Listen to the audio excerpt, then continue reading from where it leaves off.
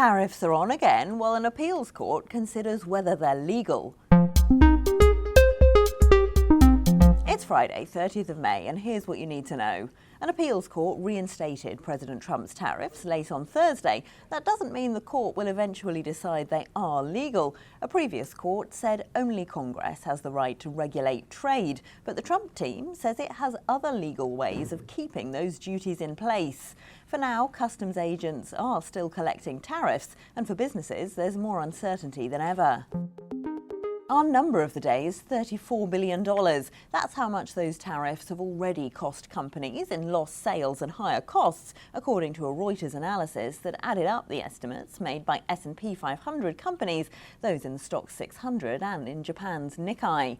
Sony, Ford and Apple are among companies to have pulled their profit forecasts because of the uncertainty.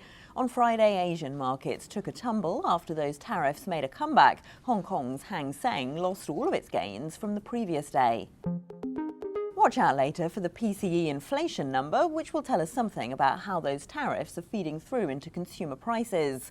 The headline rate is forecast to tick down to 2.2%, which should give the Fed some encouragement to think about that interest rate cut that President Trump so badly wants.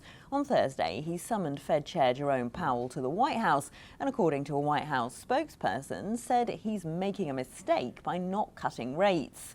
The uncertainty means markets don't expect that rate cut for at least a few more months.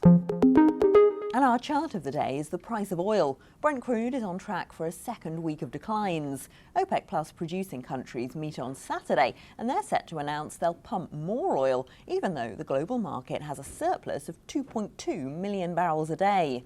Lower prices mean oil-producing countries like Saudi Arabia are seeing widening budget deficits, but they seem to have abandoned the strategy of trying to push prices up by cutting production. And that's what you need to know this morning.